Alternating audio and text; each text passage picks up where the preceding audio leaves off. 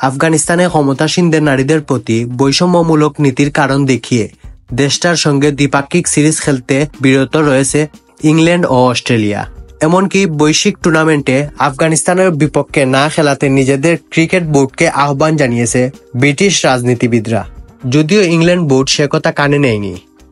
সম্প্রতি চ্যাম্পিয়ন্স ট্রফির প্রথম পর্বে ম্যাচে আফগানিস্তানের বিপক্ষে খেলেছে ইংল্যান্ড।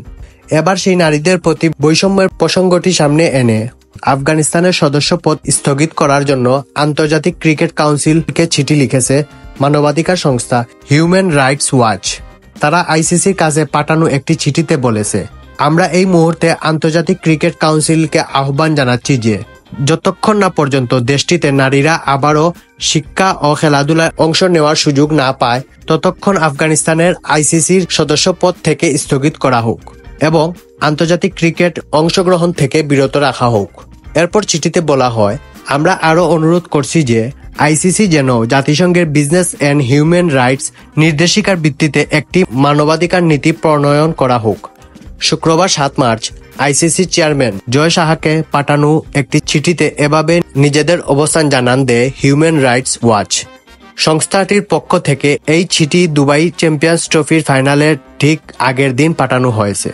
চিঠিতে আইসিসিকে সতর্ক করে human rights watch global initiative পরিচালক মিল্ক ওয়ান্ডের আইসিসির চেয়ারম্যান লিখেছেন, আমি জানি অলিম্পিকে অন্তর্ভুক্ত রয়েছে ক্রিকেট, আর অলিম্পিকের চার্টার অনুযায়ী খেলাধুলার সুযোগ পাওয়ার প্রত্যেকটি মানুষের অধিকার, কিন্তু আফগানিস্তানের ক্ষমতাসীনরা নারীদের খেলাধুলার থেকে সম্পূর্ণভাবে বঞ্চিত করছে, যা অলিম্পিকের নীতির পরিপন্থী।